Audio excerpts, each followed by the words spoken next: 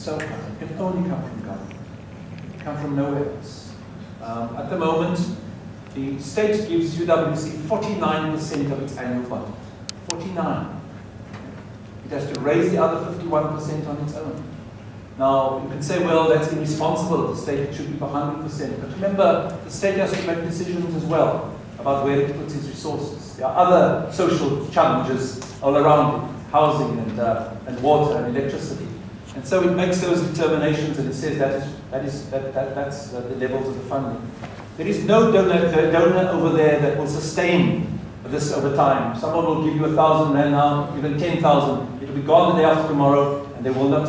So this university currently subsidizes residents by over 7 million rand a year. We subsidize it because that's the level at which we pitch the residents' prices. The residents currently, there is no subsidy at all from the state for residences. Not 1 cent comes to university, any university, for residences. So all residences have to be financed by the institution.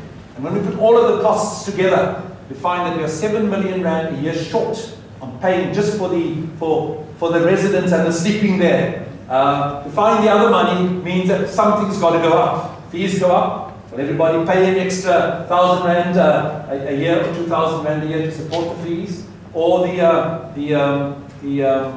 state subsidy must go up. And so these are the things that we must lobby for. If there is an argument to be made, and it's a valid argument, then we must do that. But now, this has been the state's response in many respects. It says, you come to us consistently and you say you need more support. But we don't have evidence at all of the commitment of your students with respect to their development. The large numbers of students who drop out.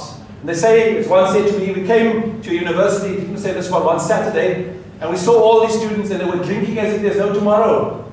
So you see, we've got to be serious about this stuff. And so somebody said to me, well, for instance, in Cuba, the students all get the food.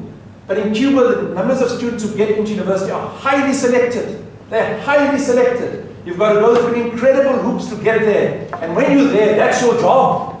That's your work. You don't mess around now. So we sort of want to live in both worlds, you see. The world of it's owed to me, and the world of I can do as I please. And so there's a conceptual problem that's got to be resolved, an ideological problem, if you like. And if you do come in here on the state's costs, then the state is going to demand of you to do your work, which means that you're a full-time student, and it's an incredible amount of time that you put into the study. So there is still some thinking, I think, to be done, some maturing with respect to what it is we believe our responsibility is relative to the state. At the moment, what we get is that there is no money that comes to us, either for residences or for food.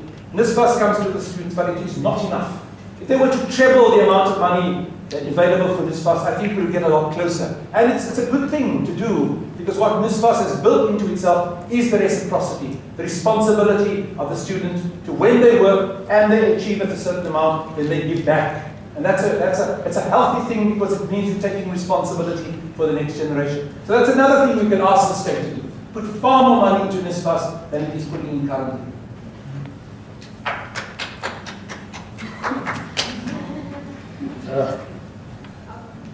Go ahead.